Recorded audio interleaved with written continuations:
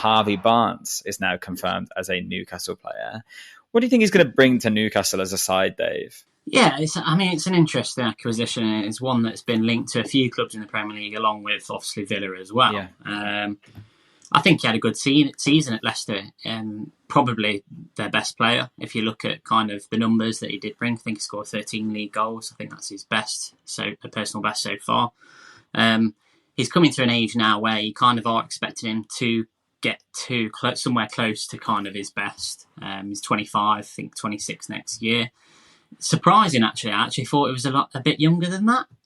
I think it's more because he was kind of a bit more of a late bloomer when he came onto the kind of into the picture. But I think it's a very good signing. I think if you look at the goals that he did score last year, I think there's a lot of room for improvement. With better players around him though as well. Because you say about his goals last year, this is in a Leicester side that really struggled at times. I know he had James Maddison providing for him at times, but other than that, there wasn't much quality around him, was there? No, and I think that's probably an encouraging thing, really, is that obviously he did perform, even though, you know, the team as a whole were actually really struggling. It'd be interesting if it seems like he's probably coming in as a replacement for Saint-Maximin. But we do, saying that, he kind of fell out of favour, didn't he, towards a bit of last year. That in itself is an interesting topic, isn't it, Dave? You talk about him potentially being a replacement for Saint-Maximin. Very funny that all of a sudden another Saudi club are buying Saint-Maximin for pretty much the identical fee that Newcastle have paid for Harvey Barnes. Does that leave you feeling a bit bitter about the transfer at all? Should the Premier League be looking into that more? Or is this just another example of some of the things we knew were already going on? I don't think really think you can really look at it too much now with kind of the circus that's going on around that part of the world at the minute. The amount of players that are kind of coming in and out. It's just crazy. I don't think there's really a lot to look at just because of, you know, the activity that is actually kind of going on. I think he's a great replacement for him, to be fair. And he's actually will be, I think, a key part of their team. It'd be interesting to see if he's starting every week, because I don't know if he's quite good enough to be to be a permanent fixture in the Champions League. Yeah, it's somebody true. who's competing for the Champions League, you know. Yeah, the other sides that were linked with him were kind of just that level below Champions League football at the moment, weren't they? They were obviously West Ham in the Europa League were really heavily linked. Villa, like you mentioned, were really heavily linked. So it is a big step for him. You talk about him being a replacement for Saint-Maximin. This is a player that is more efficient in front of goal as well, and will definitely add goals to Newcastle's team. Creatively, they're actually quite similar in terms of statistics if you look at them as a comparison.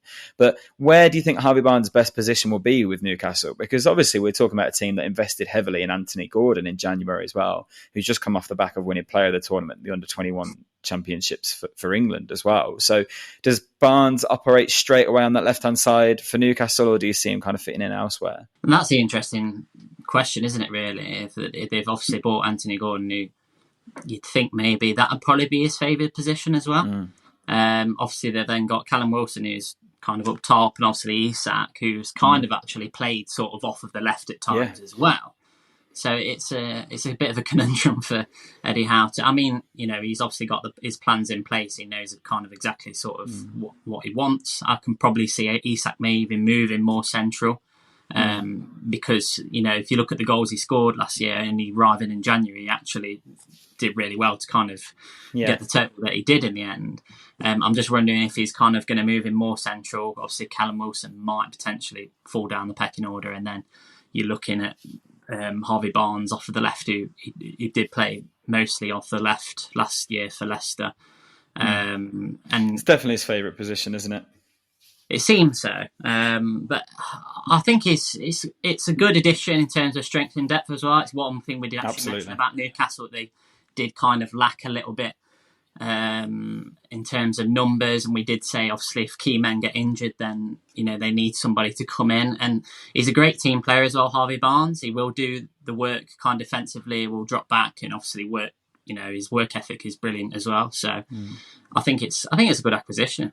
And 38 million for an English winger who's proven in the Premier League, I think represents pretty decent value, to be honest, as well, particularly if they can make that money back straight away. I don't know, I find that a bit funny to watch, but it's nothing new. That's nothing specific to Newcastle.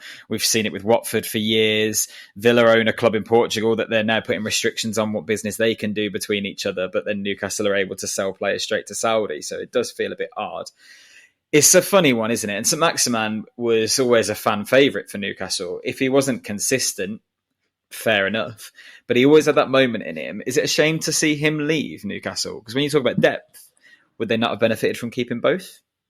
Harvey Barnes, yeah, he's probably a little bit more productive. Obviously, his finishing is better than, I think, Saint-Maximin. I think the thing for me is Saint-Maximin is probably going to be one of those players where he didn't quite reach his potential. We know he's got a high ceiling. We know he's probably, on his day, one of the most deadly sort of wingers around. We've just not seen it often enough. Yeah. And that's kind of, I think, the thing that's a bit of a shame for me. Is that we've not seen it often enough, because we know how good he can be. But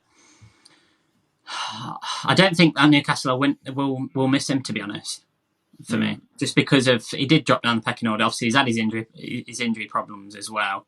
Had these niggles, and look at how well Newcastle did last year. It's true. At times, often without him. So it's true.